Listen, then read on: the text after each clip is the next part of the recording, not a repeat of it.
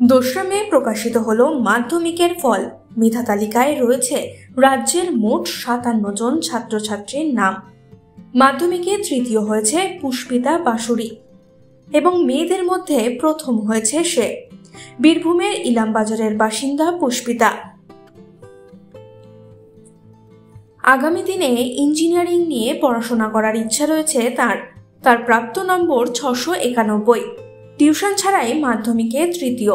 কিভাবে প্রস্তুতি নিয়েছিল পুষ্পিতা, চলুন শুনে নিই তার মুখ থেকেই। 10 ঘন্টা হয়ে যেত। 10 ঘন্টা হয়ে যেত? হ্যাঁ। কি বড় হয়ে কি হতে চাও? বড় হয়ে আমি সায়েন্স নিয়ে পড়তে চাই এবং ইচ্ছা আছে ইঞ্জিনিয়ারিং এর দিকে যাওয়ার। কতক্ষণ পড়াশোনা করতে? মানে ওই তো বললাম যে স্কুল বাদে 10 ঘন্টা করার চেষ্টা করতাম। মা বাবার কত বড় অবদান?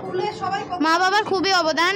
মা বাবাকে ছাড়া এটা সম্ভব হতো না। মা বাবা আমাকে সব দিক থেকেই হেল্প করেছেন এবং তাছাড়া আমার স্কুলের টিচাররা, আমার মায়ের স্কুলের টিচাররা সবাই খুবই হেল্প করেছে। যেহেতু আমি কোনো টিউশন পড়তাম না, তাই ওইভাবেই আমি পুরোটা করেছিলাম, মানে পুরো পড়াটাকে তৈরি করেছিলাম। প্রিপারেশান আমি নিজে আনসার লিখতাম এবং সেগুলো টিচারদের দিয়ে চেক করিয়ে নিতাম। এভাবেই করেছি। আর সব টেক্সট বুকগুলো খুঁটিয়ে পড়তাম এবং তাছাড়া প্রয়াস মক টেস্টের মানে টিচাররা আমাকে বিভিন্নভাবে হেল্প করেছিলেন। আমার ডাউট ক্লিয়ার করে দিয়েছিলেন, কীভাবে আনসার লিখতে হবে সেটা শিখিয়ে দিয়েছিলেন।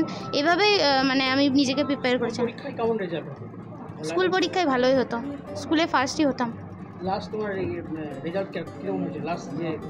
লাস্ট রেজাল্ট 97 অ্যাবাভ ছিল। তুমি কি আশা করেছিলে যে এরকম রেজাল্ট হবে? এতটা আশা করিনি, যে থার্ড হবো আশা করিনি, মানে ভালো হবে সেটা জানতাম। এখন তোমার কি অনুভূতিটা কি এবং তুমি কাদেরকে ধন্যবাদ, এই যে এত ভালো রেজাল্ট হয়েছে তাদেরকে? আমি মানে আমার মা বাবাকে, স্কুলের টিচার, আমি বারবারই বললাম, এবং আমার মাদের স্কুলের টিচার, আমার স্কুলের হেড স্যার, সবাইকে আমি মানে আন্তরিকভাবে ধন্যবাদ দিতে চাই। তারা পাশে ছিলেন বলেই আজকে আমি এই জায়গায় আসতে পারছি।